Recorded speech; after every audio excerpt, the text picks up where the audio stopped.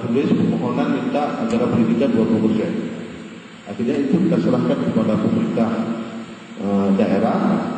Di gedung ini juga kita buat acara pada saat itu. Kita serahkan.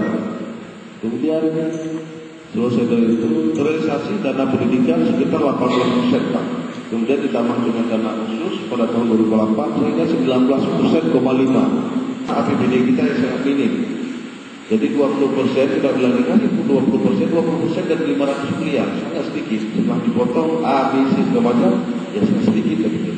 Kita wakal ini kemudian kita lakukan kembali pada tahun 2008 kita melakukan training wali murid, wali kelas 1, 2 dan 3. Kenapa kita lakukan training wali kelas 1, 2 dan 3? Karena peran seorang anak kita itu adalah sangat dominan baik buruknya watak anak kita ketika ditanam pada saat kelas 1, kelas 2 dan kelas 3 pada tengah SD.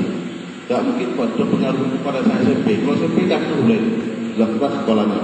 Tapi yang sangat berpengaruh masalah watak itu pada saat kelas 1, kelas 2 dan kelas 3. Dan selama ini kita dijalankan pendidikan yang bersifat baik, tidak nyata. Dan di kata lain, pendidikan yang dijalankan itu misalnya yang dikasih tahu oleh guru. Ini Budi, ini Wati, ini Syama, ini Syali, dan berbagai macam nama-nama lainnya yang dihafal pada anak kita. Padahal ketika dia tanya ke rumah sekolah, ke pulang ke rumah, dia tanya ke orang tuanya, Bu, tadi di ibu guru di sekolah katakan si Wati, si Budi semacam. Ibu tahu tak? Iya, ibu waktu ngaji waktu sekolah dulu kayak gitu juga. Padahal kita udah ke Jakarta 15 kali ya, tapi nggak pernah ketemu yang namanya si Budi. Siapa bapak si Budi? Siapa bapak si Wati? Di mana kampung si Budi? Di mana kampung si Wati? Kalau dia udah meninggal, mana kuburannya? Jadi ini yang dipraktekkan dan diperagakan di sekolah-sekolah semuanya.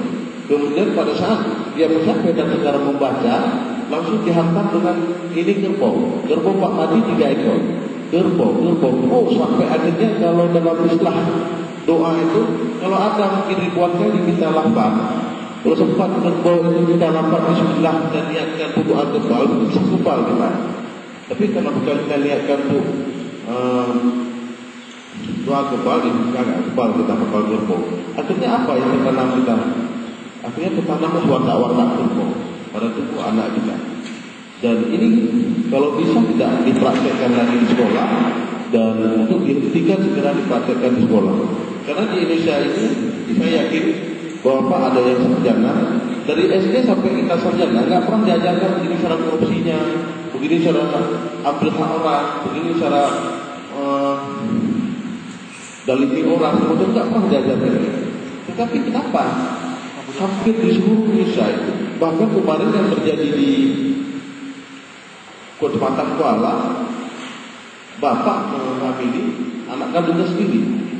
Siapa nggak pernah diajarkan itu? Dan berbagai macam hal lain dalam tentang korupsi itu banyak kejadian yang sangat luar biasa sebenarnya, yang tidak patut terjadi sebenarnya. Padahal inilah tadi.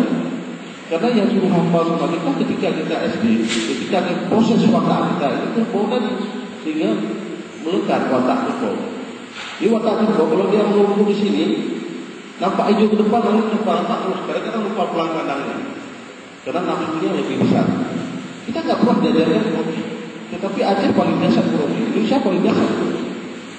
Mungkin salah satu faktor ini kemudian terjadi penyiksaan moral, sehingga masih ada polisi hidup di jalan.